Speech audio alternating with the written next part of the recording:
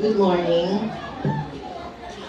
This resolution expresses our deepest sorrow at the passing of Honorable Mauricio Varona Tumugdan and offers our heartfelt sympathy to the family. Republic of the Philippines, Province of Antique, Municipality of Aninii, Office of the Vice Mayor and the Sangguniang Bayan. Excerpts from the minutes of the inaugural session of the Sangguniang Bayan of Aninii, Antique, calendar year 2025 to 2028 term, held at the SB Session Hall on July 1, 2025. Present, Honorable Maxfield B. Policar, Vice Mayor, Presiding Officer. Honorable Denise S. Policar, SB Member.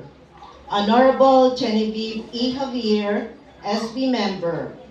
Honorable Rolaiza Nueva H. Policar, SB Member. Honorable Glenn E. Hernais, SB Member. Honorable Willie F. Imar, SB Member. Honorable Hermenegildo W. Sebon, SB Member. Honorable Janine May C. Formarejo, SB Member. Honorable Adviento Orlando P. Solis, SB Member. Honorable Fritz Godfrey C. Policar, Liga President, ex officio Member. Honorable Kia Marie G. Fial, SKMF, President, ex officio Member. Resolution number 2025-100, Series of 2025. Expressing high regard and respects to the late Honorable Mauricio Varona Tumugdan, former police patrolman, municipal councilor, Sangguniang Bayan member of Aninii, Antique, conveying sincere condolences and deep sympathy to his bereaved family with prayers for the eternal repose of his soul.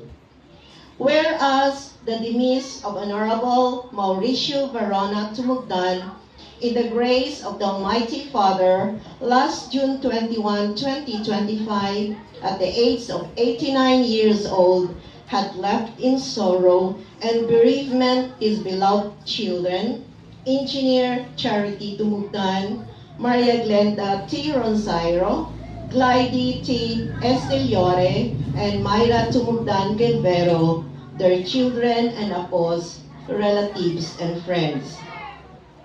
Whereas he had served the people of Aninii, Antique, as a diligent locally appointed police patrolman from the year 1964 up to 1972 during the tenure of Mayor Leon A. Sayo, thus helped kept the peace and order situation of the whole town.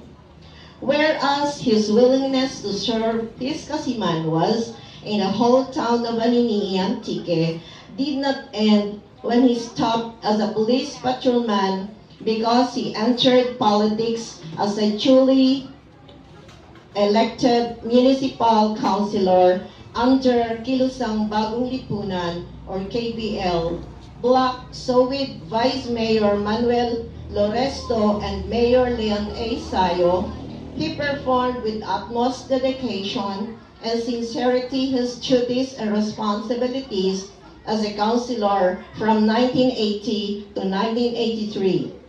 Then as part of the OIC municipal officials with Mayor Virgilio Tirendon from May 1986 to August 7, 1986.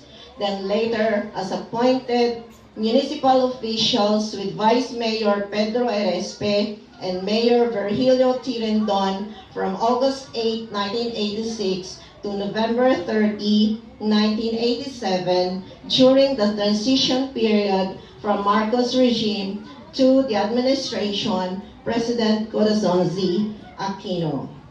Whereas a dedicated and sincere municipal official, he had been part of the municipal council that enacted local laws and approved resolutions for the general welfare of the Aninians, to name a few: request for funding support through Assemblyman Arturo Pacificador for Siraan Hot Spring Complex, improvement and maintenance of the municipal hall, generation of funds through the bidding of the privilege to catch bangus fry or similya, and massive collection of taxes.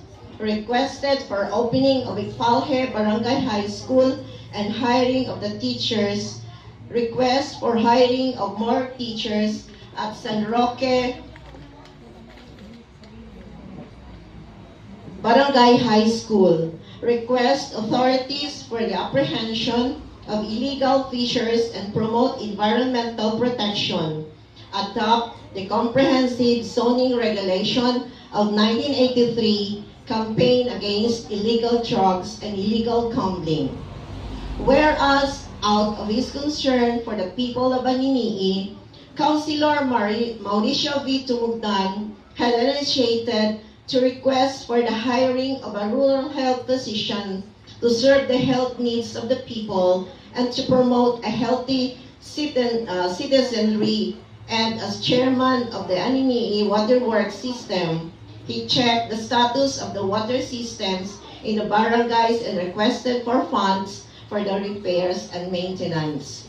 Whereas in December 1986, they in the Sangguniang Bayan, together with Mayor Virgilio Tirendon, had requested for information about the construction of the Philippine Air Force or PAF in Mount Aliw, Mount Banderahan, Tagaytay of HCRP radar system, as most of the utilized area belongs to the town of Aninii.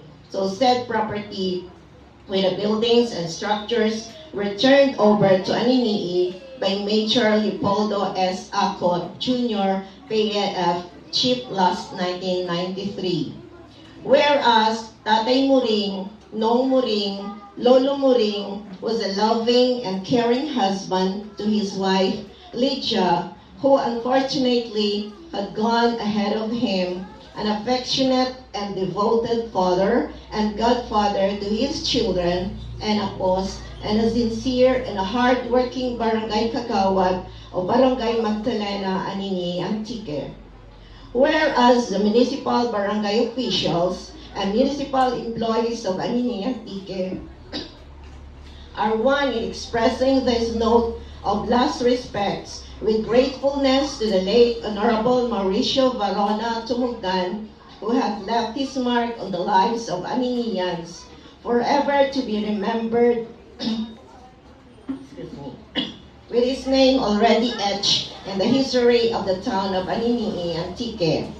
Now therefore, be it resolved by the Sangguniang Bayan of Aninii, Antique to express, and it is hereby expressed, this note of high regard, respects, and gratitude to the late Honorable Mauricio Varona Tumugdan, Municipal Councilor, SB Member of Aninii, Antique, and conveying sincere condolences and deep sympathy to his bereaved family with prayers for the eternal repose of his soul.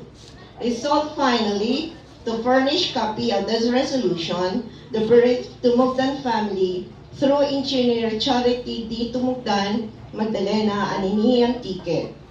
Adopted this first day of July 2025 on joint motion of Honorable Denise S. Pulicar with Honorable Janine May C. Formarejo and duly seconded en masse. Approved. I hereby certify to the correctness of the foregoing resolution. Mary Grace S. Orfilia, Secretary to the Sanggunian, attested by Maxfield B. Policar, Vice Mayor, Presiding Officer. Approved by Reynaldo B. Policar, Municipal Mayor, July 3, 2025. So, may I request the family of the late Honorable Mauricio Tumugdan at Muring to be in front to receive the certificate, and may I request as mayor and the rest, SBs, members.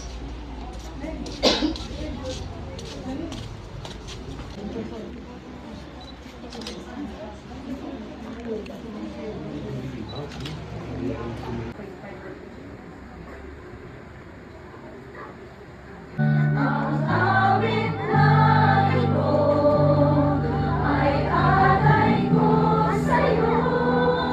Ang hiling at tinig ay pag-ibig sa buhay.